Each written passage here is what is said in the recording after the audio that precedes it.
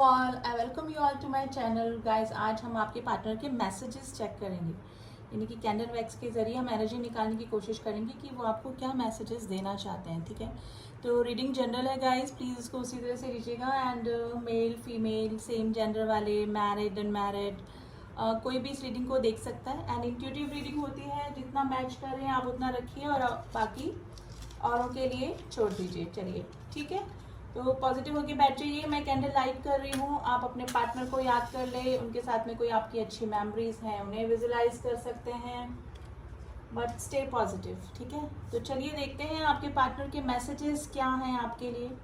And general reading है guys.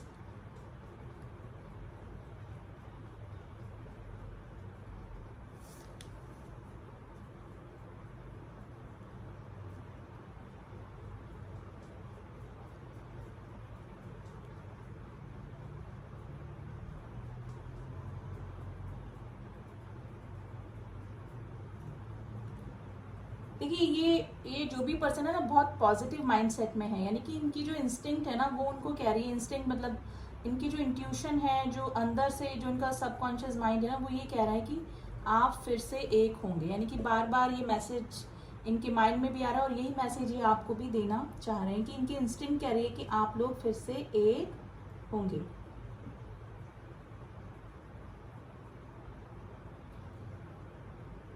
देखिए, person कहना चाह रहे हैं कि मतलब इनका जो अंदर से मन कह रहा है ना, वो ये कहने की कोशिश कर रहा है आपको कि ये आज भी आपका वेट कर रहे हैं। यानी कि जो भी पर्सन है, मेल फीमेल, आप अपने अकॉर्डिंग देख लीजिएगा। मतलब ये कहना चाह रहे हैं कि ये आज भी आपका वेट कर रहे हैं और इस पर्सन का ना इमोशंस पे काबू नहीं हो पा रहा है। यानी कि बहुत कोशिश बहुत कर रहे हैं आपको भुलाने की या फिर कुछ करने की, लेकिन बार बार इनका जो सबकॉन्शियस माइंड है, इनकी जो इंस्टिंक्ट है, वो हमको यही कह रही कि नहीं, आप लोग अभी चाहे सेपरेशन में हैं लेकिन आप लोग वापस से रीयूनाइट होंगे। तो बार बार यही मैसेज इनका माइंड भी इनको ये दे रहा है और आपको भी ये मैसेज ये देना चाह रहे हैं।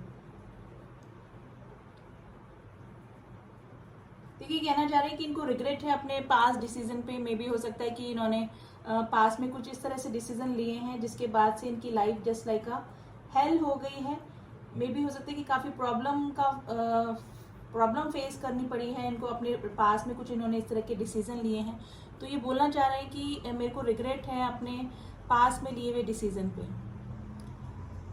मे भी हो सकता है कि इन्होंने आपको थर्ड पार्टी इशू में डाला है। थर्ड पार्टी इशू में डालकर मे भी आपके इमोशंस को, आपकी फीलिंग्स को इग्नोर किया, वहाँ ज़्यादा टाइम दिया, आपको कम्प्लीटली इग्नोर किया।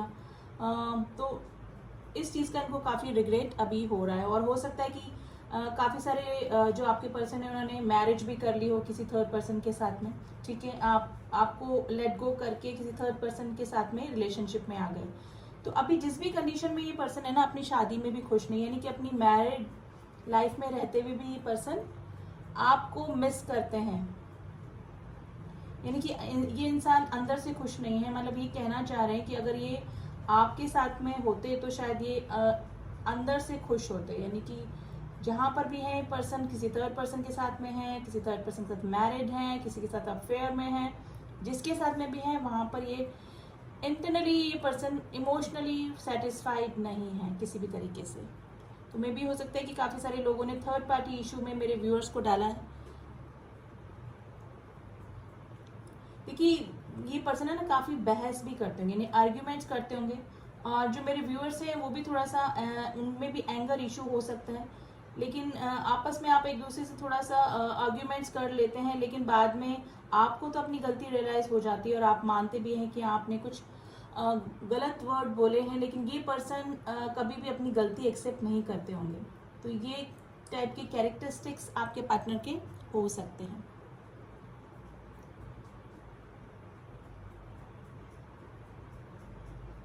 एक ये कहना चाह रहे हैं कि आपकी आईज बनती हुई दिख रही है। मे भी हो सकता है कि इस पर्सन को आपकी आईज काफ़ी पसंद हो, तो ये आपकी आईज को काफ़ी मिस करते हैं। यानी हो सकता है ना, आपकी बोलती हुई आईज होती है ना, जिसकी बहुत गहरी, इस तरह की आईज आपकी हो सकती है। तो आपकी आईज को ये काफ़ी पसंद करते होंगे।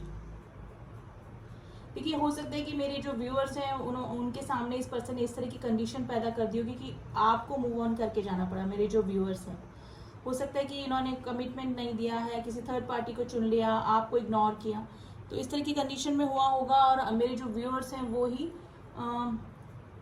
छोड़कर कहीं और मूव ऑन कर चुके होंगे, और आपने इनको अल्टीमेटम भी दिया होगा कि ये आपका लास्ट चांस है, अगर आप मुझे कोई कमिटमेंट या कुछ भी स्टेबिलिटी नहीं देते इस रिलेशनशिप में तो मुझे मूव ऑन करना पड़ेगा, नहीं चाहते हुए भी मुझे मूव ऑन करना पड़ेगा। तो मेरे व्यूअर्स की ये कंडीशन हुई होगी। लेकिन गाइज ये काफ़ी अभी रिग्रेट में है, ये यही मैसेज देना चाहते हैं कि पास में इन्होंने जो भी डिसीजन लिया वो फेयर डिसीजन नहीं था, या तो हो सकता है कि उस समय ये इस फीलिंग में ही नहीं थे कि आपके साथ में कोई फ्यूचर देखे, या फिर किसी और का नशा इनके ऊपर छाया हुआ था, या फिर उनको उस समय वही पर्सन ज़्यादा अच्छा लगा, सब कुछ ठीक लगा, तो उन्होंने उसके साथ में जाना ही ठीक समझा। तो उस डिसीजन से उस समय ये भी पर्सन ठीक थे, लेकिन जो प्रेजेंट टाइम में इनकी जो कंडीशन चल रही है वो अब रिग्रेशन वाली है कि इन्होंने गलत डिसीजन लिया था। Number 7 is very important, number 4 is very important, letter C is very important. Guys letter C बड़ा निकल के आ रहा है आज, कल भी आया था। Letter number 8 is very important.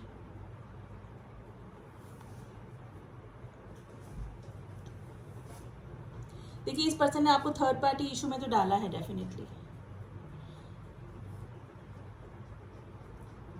ये पर्सन आपके जाने के बाद चाहे बोले या ना बोले, इनका मतलब ये ना लाइफ बिल्कुल शटर्ड हो गई है, यानी कि ये काफ़ी ब्रोकन अपने आप को फील करते हैं इंटरनली। यानी कि उस समय में भी जब इनका थर्ड पार्टी के साथ में चला तब काफ़ी दिन तक थोड़ा ठीक ठीक चला इनका, लेकिन धीरे धीरे इनका इमोशनली, फाइनेंशियली, रिलेशनशिप वाइज सब तरीके से डाउनफॉल शुरू हो गई। यानी कि आपका जाना इस पर्सन की लाइफ में जस्ट लाइक अ हेल इस टाइप का हो सकता है। यानी कि इनका 50% जो भाग्य था वो मेरे को लग रहा है कि आपके साथ में आ गया।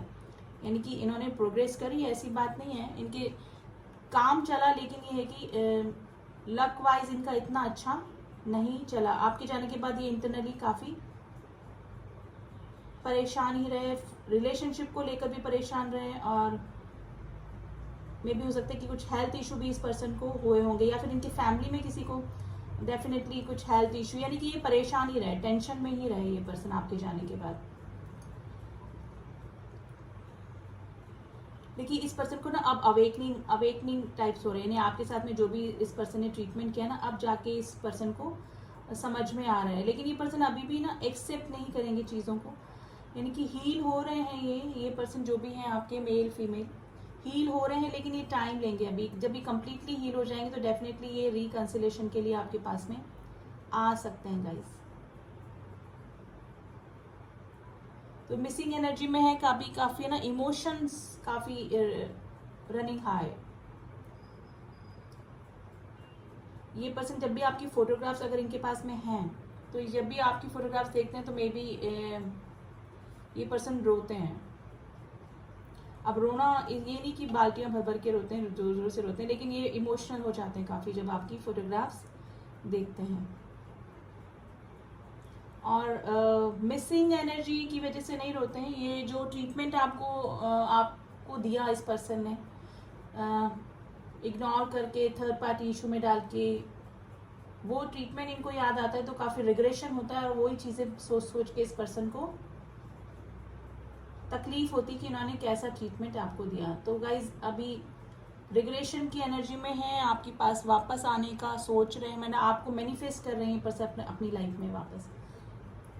देखिए चाहे ये मैरिड हैं, अनमैरिड हैं, जो भी सिचुएशन है, थर्ड पार्टी इशू में रह चुके हैं, इनका जो थर्ड पार्टी इशू था वो भी वर्कआउट नहीं किया गाइस, ये इमोशनली सेटिस्फाइड नहीं है वहाँ पर। जो भी कंडीशन है ये आपसे रिकंसिलेशन चाहते हैं। अगर परमानेंट यूनियन पॉसिबल नहीं है तो आपसे ये सिर्फ यूनियन में ज़रूर से आना चाहते हैं, यानी कि आप इनकी लाइफ में बने रहे। तो ये पर्सन है ना मैनिफेस्ट कर रहे हैं आपको अपनी लाइफ में। ये पर्सन गाइस गलती मानने वाले इंसानों में से नहीं है। अगर इस पर्सन को अपनी गलती का एहसास भी ना, तो ये इस तरह से प्रिटेंड करेंगे ये पर्सन की मेरी कोई गलती ही नहीं, सामने वाली की ही गलती है, यानी कि आपने कुछ इस तरह सा एक्शन किया तो ही मेरा ये रिएक्शन हुआ। तो ये always is and she is like this, कि अपनी गलती कभी भी एक्सेप्ट नहीं करते हैं। इस जस्ट अपोजिट मेरे जो व्यूअर्स हैं वो थोड़े से ग्राउंडेड हैं, वो अपनी गलती एक्सेप्ट भी कर लेते हैं और सॉरी भी फील कर लेते हैं। और कई बार तो इनकी गलतियां होने के बाद भी आप आगे होके सॉरी फील कर लेते हैं।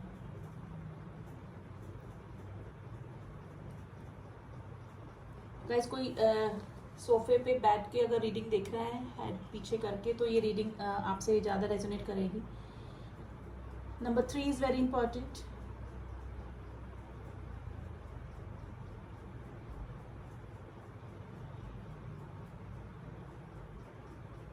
गाइस ये person sad song, music lover हो सकते हैं, सैड सॉन्ग सुनते हैं जब भी आपकी याद आती है, या फिर सैड सॉन्ग सुनते हैं तो आपकी याद आती है। तो ये आपकी याद में मैं बोलूँगी कि सैड सॉन्ग भी सुनते हैं, ये मेलोडियस एंड सैड सॉन्ग्स।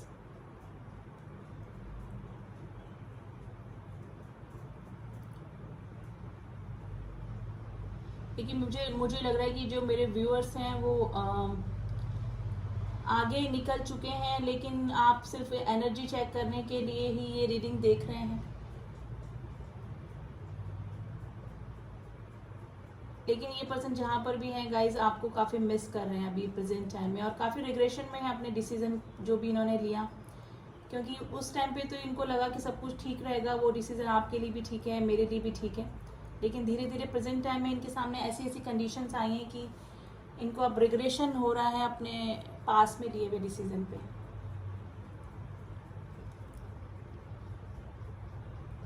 और इनका दिल की आवाज़ पता है अभी भी यही कहती है, चाहे कंडीशन कुछ भी हो, आप मैरिड हैं, ये मैरिड हैं, पॉसिबल नहीं है कुछ भी, लेकिन इनको अभी भी अंदर से लगता है कि आप लोग एक होंगे।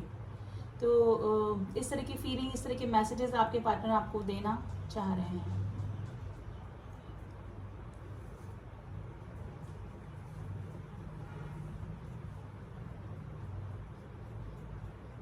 देखिए आप लोग जब भी साथ में होते हैं ना, आपकी छोटी छोटी बातों में बहस हो जाती होगी, आर्ग्यूमेंट्स हो जाते होंगे।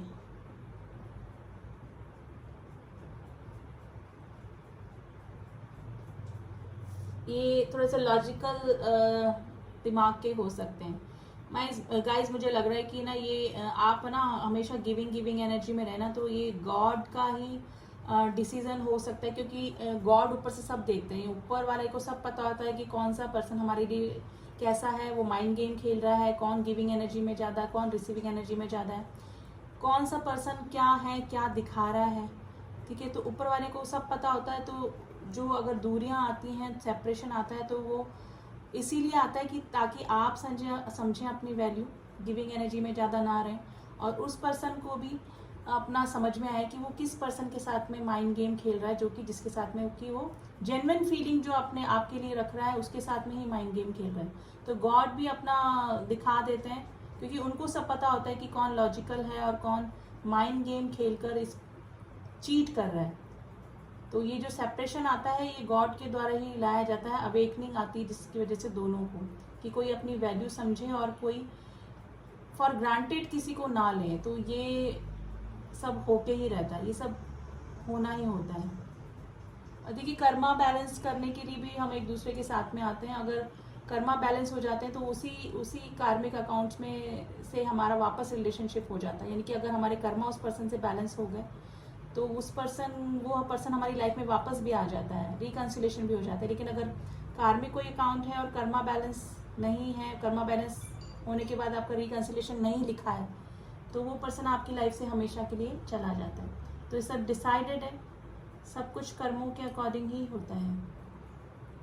तो वही हुआ है आपके केस में भी गाइस। मे बी आप गिविंग एनर्जी में रहे और इस पर्सन ने कभी भी अपना रियल चेहरा अपने आप को नहीं दिखाया, यानी कि जिस तरह से प्रिटेंड करते थे वो इस तरह से थे ही नहीं।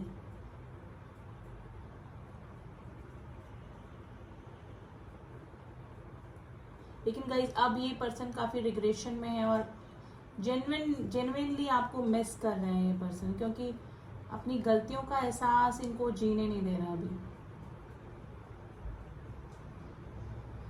सेल्फ अवेकनिंग इस पर्सन की हुई है।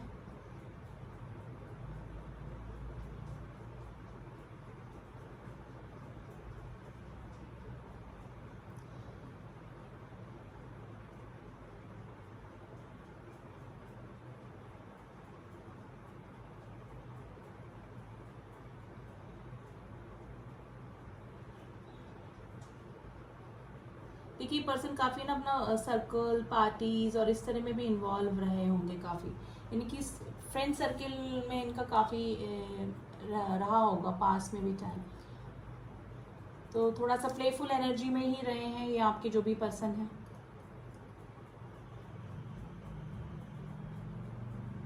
देखिए फॉर ग्रांटेड तो इस पर्सन ने आपको लिया है, इनको लगा कि आप तो कहीं जाने वाले हैं ही नहीं, तो थोड़ा सा प्लेफुल एनर्जी में रहे और सीरियसली कभी इस रिलेशनशिप को लिया ही नहीं इस पर्सन ने।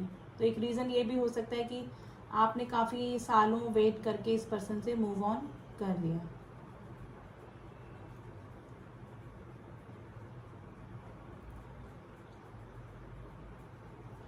देखिए अब इनको लग रहा है कि इन्होंने जो भी डिसीजन लिया था ना उसमें काफ़ी जल्दबाजी कर दी, और उस समय इनको ये फेयर डिसीजन लिया जिसके साथ भी जाने का, आपको छोड़ने का, किसी और को अपनी लाइफ में लाने का। तो उस समय जो भी इन्होंने डिसीजन लिया उनको ठीक लगा, लेकिन अब जाके अब इनको समझ में आ रहा है कि इनकी डिसीजन मेकिंग पावर एकदम गलत होती है हमेशा, और स्पेशली इन रिलेशनशिप ये धोखा ही खा जाते हैं।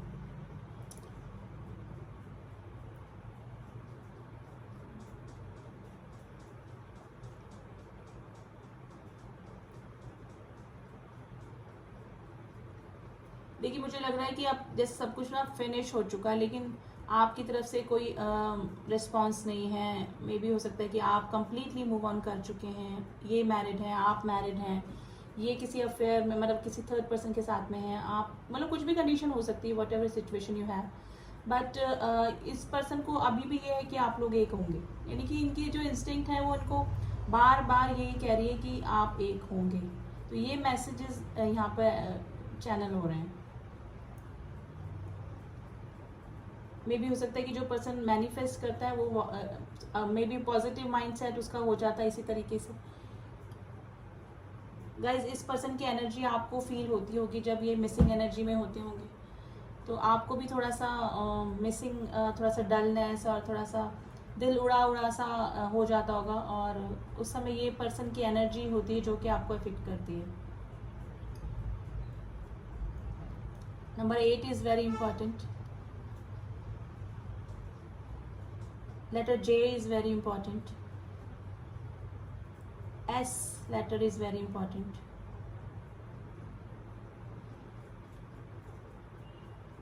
गाइस काफ़ी इमोशनल हो रहे हैं आपके लिए पर्सन, और अपनी स्पेशली इनको रिग्रेशन है, अपनी गलतियों का रिग्रेशन है कि इन्होंने पास में या तो जल्दबाजी में डिसीजन लिया या फिर इनकी डिसीजन मेकिंग पावर ही बिल्कुल ठीक नहीं है। गाइस मुझे भी इसको रखना पड़ेगा।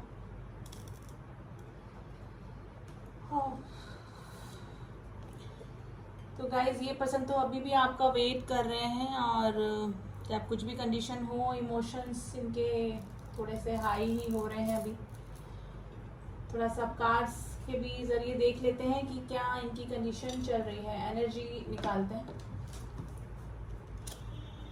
तो एनर्जी ऑरेकल कार्ड से निकालते हैं हम लोग कि क्या किस एनर्जी में है अभी ये पर्सन।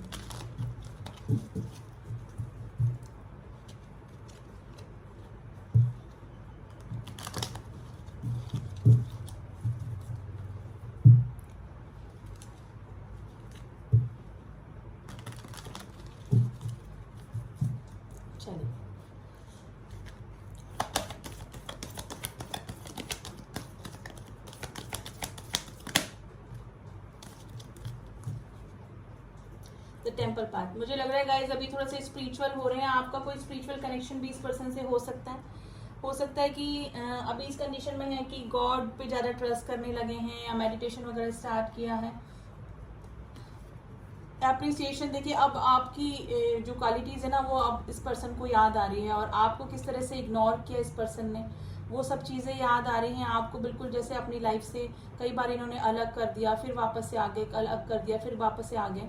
ठीक है, तो अभी पॉसिबिलिटीज़ देख रहे हैं, ठीक है, कि कहाँ पर गलतियाँ हुई, और आपकी जो केयरिंग लविंग नेचर था, अनकंडीशनल लव जो आपने दिया, वो चीज़ें अब इस पर्सन को याद आ रही हैं, आपकी क्वालिटीज़ अब इस पर्सन को याद आ रही है। तो number 15 and number 24 and number 12 आपके लिए इम्पॉर्टेंट हो सकता है गाइस। ठीक है, अब इस पर्सन के थोड़े से मैसेजेस देख लेते हैं हम कि ये क्या कहना चाह रहे हैं।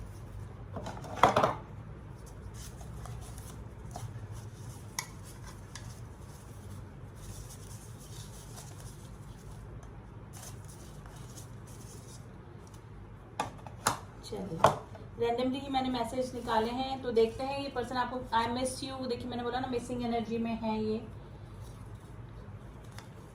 दिल करता है अभी तुमसे मिलने आऊं, आपके पार्टनर के मैसेजेस है। I know one day you will forgive me, देखिए मैंने बोला ना अब जाके इस पर्सन को अपनी गलती का एहसास हो रहा है और सोच रहे हैं कि आप एक दिन उन्हें माफ कर देंगे। एंजल्स का सपोर्ट या ब्लेसिंग्स आपके ऊपर बनी हुई है इस रिलेशनशिप पे। आई एम स्टक, थोड़ा सा स्टक फील कर रहे हैं क्योंकि मे भी हो सकता है कि थर्ड पार्टी इशू हो आप दोनों के, आपकी साइड से हो सकता है या फिर इनकी साइड से।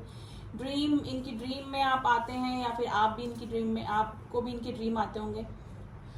हर वक्त तुम ख्यालों में हो। You are not only beautiful but intelligent too, आपके लिए फीलिंग है ये। और अगर कोई मेल देख रहे हैं तो you are not only handsome but intelligent too, आप अपने अकॉर्डिंग ले लीजिएगा गाइस, ठीक है। योर वॉइस हील मी, आपकी आवाज़ इनको हील करती है। यू हैव चेंज, आपके लिए बोल रहे हैं कि आप चेंज हो चुके हैं अभी थोड़ा। I still remember that memorable days, आपके साथ में बिताए हुए पल इनको काफ़ी याद आते हैं। सॉन्ग निकल गया है गाइज, रोई ना जब याद मेरी आए हुए, आप सुन लीजिएगा।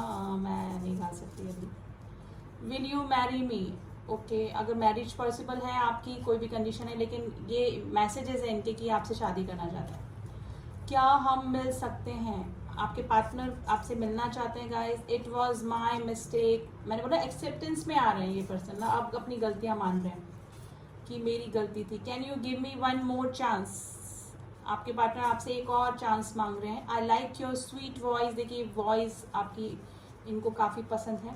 You are my first and last choice.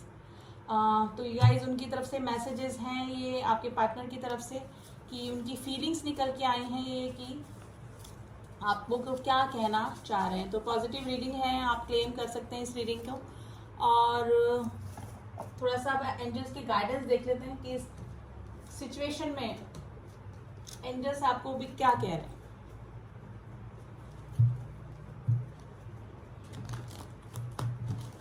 कि मेरे व्यूअर्स को क्या करना चाहिए इस रिलेशनशिप को लेकर, या फिर उनकी प्रेजेंट सिचुएशन के लिए आपके लिए कोई गाइडेंस निकालते हैं कि अभी आपको क्या करना चाहिए।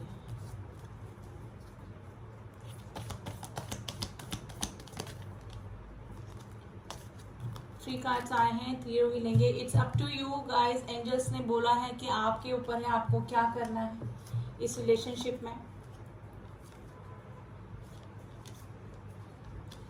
देखिए रिकवरी, अगर कोई हेल्थ इशू थे तो आपको रिकवरी का आया है, आपके हेल्थ इशू सॉल्व होंगे या फिर आपके पार्टनर को सॉल्व हो सकते हैं। देयर इज समथिंग बेटर, कुछ अच्छा ही होने वाला है। पीसफुल रेजोल्यूशन हो सकता है आपके इस रिलेशनशिप में, बट अभी नॉट द राइट टाइम। अभी आपके जो पार्टनर है वो थोड़ा टाइम ले सकते हैं क्योंकि थोड़ा वो खुद भी हील हो रहे हैं और मे भी हो सकता है कि दोनों तरफ से थर्ड पार्टी इशू है, आप थोड़े से ब्लॉकेजेस ज़्यादा हो गए हैं आप दोनों के बीच में। तो अभी राइट टाइम नहीं है, लेकिन इन फ्यूचर रिकन्सिलेशन हो सकता है, आपका पीसफुल रेजोल्यूशन हो सकता है और कुछ अच्छा ही होगा। और एंजल्स ने आपके ऊपर छोड़ दिया कि आपको क्या डिसीजन लेना है इस रिलेशनशिप में, ठीक है। तो very positive reading, you can claim this reading guys and manifest कर सकते हैं आपको अपने आप अपने पार्टनर को, आपके पार्टनर तो आपको मैनिफेस्ट कर ही रहे हैं अपनी लाइफ में, ठीक है। तो आपको अपने ऊपर आपकी इंस्टिंक्ट क्या कहती है कि रिलेशनशिप आगे क्या रहेगा, कैसे वर्कआउट करेगा, क्या पॉसिबिलिटीज हैं, तो एंजल्स ने आपके ऊपर छोड़ दिया है, ठीक है। तो रीडिंग जिससे भी मैच हुई है आप प्लीज़ मुझे बता सकते हैं। जो न्यू ट्यून इन हुए हैं, अगर मेरी रीडिंग आपको पसंद आती है तो please like share do subscribe my videos and my channel too.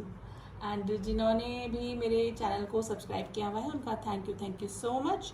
And मिलती हूँ आपसे नेक्स्ट रीडिंग में, तब तक के लिए ओम साई राम, ओम नमः शिवाय।